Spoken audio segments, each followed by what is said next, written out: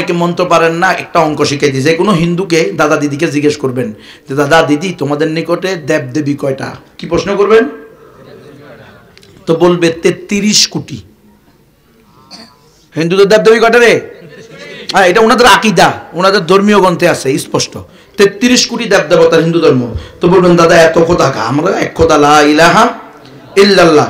তাই তো আমরা আমাদের নিজেদেরকে নিয়ে কি থাকি, তোমাদের এত দেব দেবতা, এটা কিভাবে সম্ভব? আমাদের মালিক কয়জন? একজন। তাই তো আমরা পেরেশানিতে থাকি, 5 ওয়াক্ত নামাজ পড়া, হ্যাঁ, সুদ না খাওয়া, ঘুষ না খাওয়া, মিথ্যা কথা না বলা, চুরি না করা, ডাকাতি না করা, আমরা তো এই সমস্ত খারাপ কাজ থেকে বাঁচতে পারি না। তো তোমাদের দেব দেবী এতগুলা, তোমরা কেন এত মালিককে সন্তুষ্ট করবা? তো তারা বলবে দেখো দাদা, 33 কোটি দেব দেবতার পূজা অর্চনার মাধ্যমে, সেবার মাধ্যমে এদের পূজা করলে মূল ব্রহ্ম অটো খুশি হয়ে যাবে, অটো জান্নাত দিয়ে দিবে। ও তাহলে তোমাদের এটা অটো সিস্টেম, তাহলে আসো আমি তোমার সাথে চ্যালেঞ্জ করলাম, তুমি কোনোদিন স্বর্গে যাইতে পারবে না। বুঝো নাই? বলে কেন রে দাদা? বলে বলো, এই জামানায় মানুষের হায়াত কত? 60 বছর বা 70 বছর। আল্লাহ রাসূল কি বলছে? আমার উম্মতের হায়াত বাইনা 70 না 60, হয়তো 60 নয়তো 70। তো তোমার বয়স 60 বছর হলো, 60 বছরে কত দিন হয়? বছরে 365 দিন। তাহলে 365 পূরণ 60 বা 60 পূরণ 365 সমান সমান 21,900 দিন।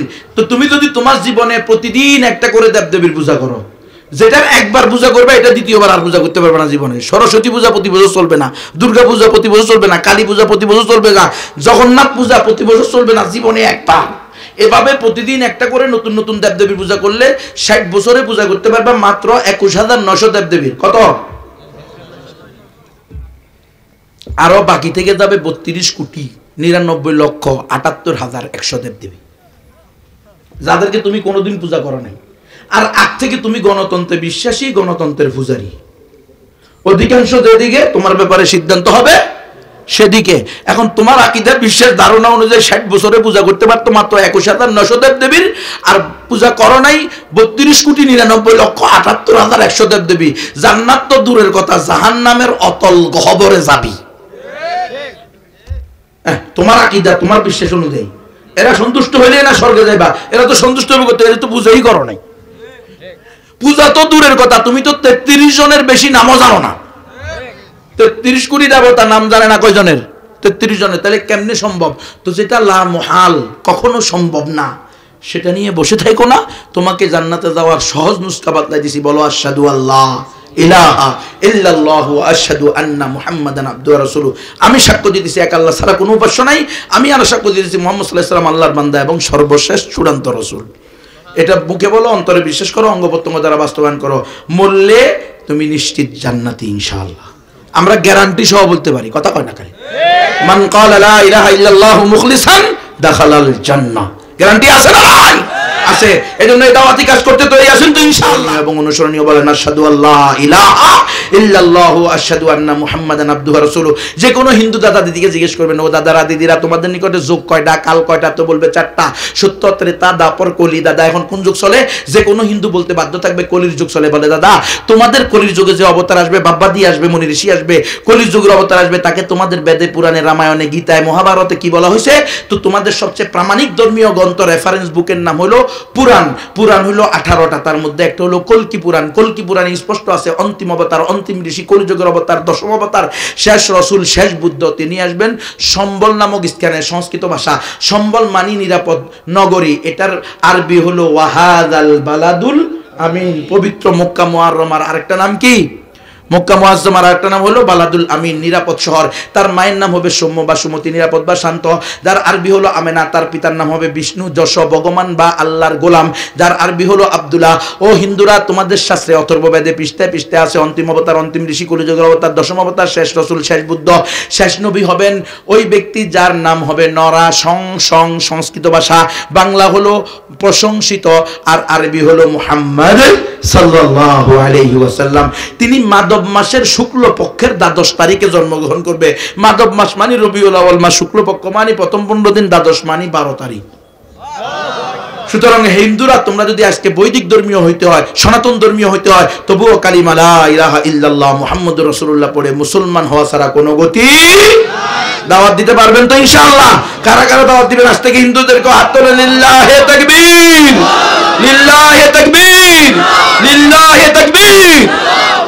আল্লাহ তৌফিক দান করেন। এখন দাওয়াত দিবেন কেমনে? মন্ত্র পারেননি আপনারা তো, মন্ত্র তো পারেন না, ব্যস্ত লেগে গেছে। এই জন্য আমি আপনাদের জন্য বই নিয়ে আসছি, 5টা প্যাকেজ একসাথে, 5টা বই। দাওয়াতের কাজ কিভাবে করবেন, কেন করবেন, করলে কি লাভ, না করলে কি ক্ষতি, এটা হলো 500 টাকা একসাথে আছে। খুচরা বিক্রি করলে বিক্রি করে তারা বিক্রি করে 600 টাকা। আমরা একসাথে আপনাদের জন্য নিয়ে আসছি দাওয়াতি কাজের প্রসারের জন্য। আরেকটা বই আছে আপনার খিদমতে আপনার আমানত, মৌলানা কালিম সিদ্দিকী সাহেবের, এটার দাম মাত্র 20 টাকা। উনি এটা লিখছেন আপকি আমানত আপকি সেওয়া মে। বিশ্বের প্রায় সব ভাষায়, এটা বিভিন্ন ভাষায় ট্রান্সলেশন হয়েছে, আমাদের দেশেও 7-8টা ট্রান্সলেশন হয়েছে, আমিও করছি আলহামদুলিল্লাহ। আমি যেটা করছি এটা আমি নিয়ে আসছি, এখানে গাড়িতে আছে, গাড়ির মধ্যে আপনার খিদমতে আপনার আমানত, মাত্র 20 টাকা দাম। এই বইটা পড়ে হাজার হাজার লক্ষ লক্ষ হিন্দু মুসলমান হয়েছে। আপনাদের অনেকের হিন্দু বন্ধু আছে, একসাথে ক্রিকেট খেলছেন, ফুটবল খেলছেন, শিশুকাল, বাল্যকাল, কিশোর কাজ একসাথে চালাইছেন, একসাথে পাশের বাড়িতে, পাশের দোকানে ব্যবসা করেন, চাকরি করেন, বসবাস করেন একসাথে।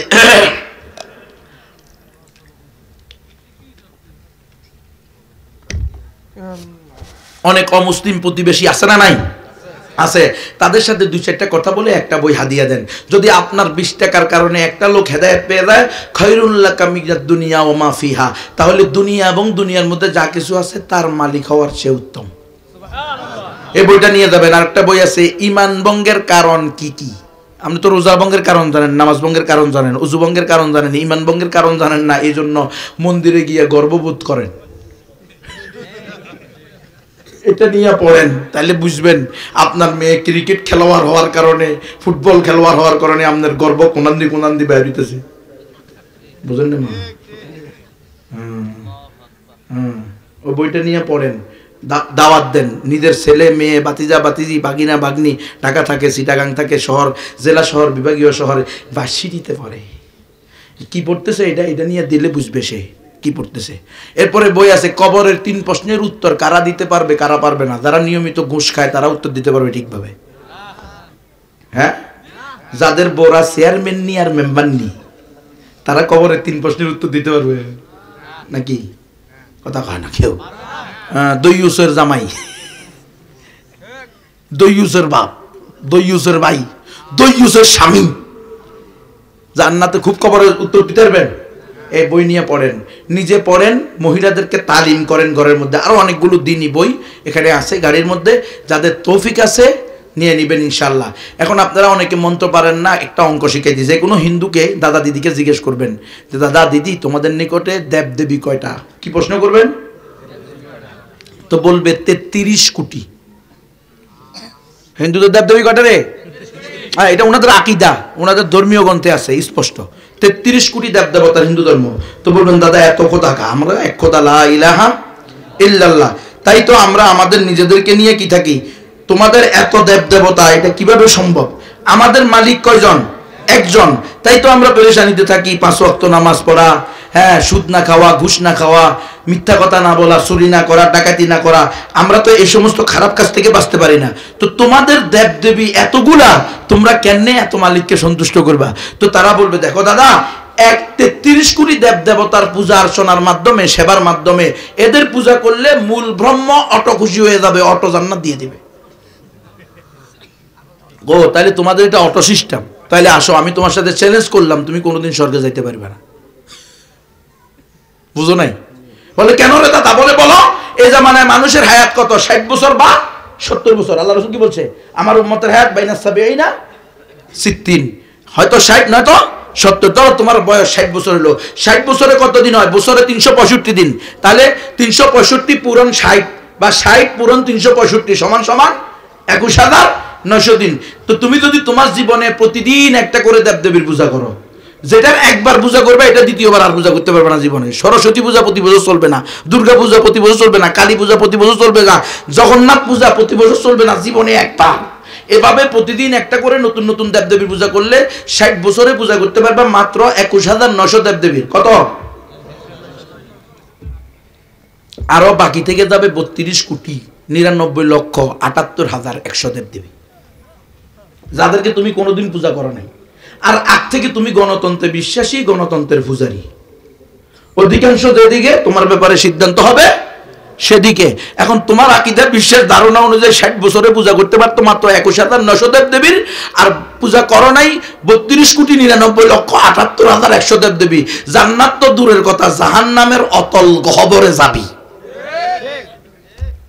তোমার আকীদা তোমার বিশ্বাস অনুযায়ী এরা সন্তুষ্ট হইলে না স্বর্গে যাইবা, এরা তো সন্তুষ্ট হবে করতে, এরা তো পূজাই করো নাই। পূজা তো দূরের কথা, তুমি তো 33 জনের বেশি নামও জানো না। 33 কোটি দেবতা নাম জানে না কয়জনের? 33 জনের। তাহলে কেমনে সম্ভব? তো যেটা লা মুহাল, কখনো সম্ভব না, সেটা নিয়ে বসে থাকো না।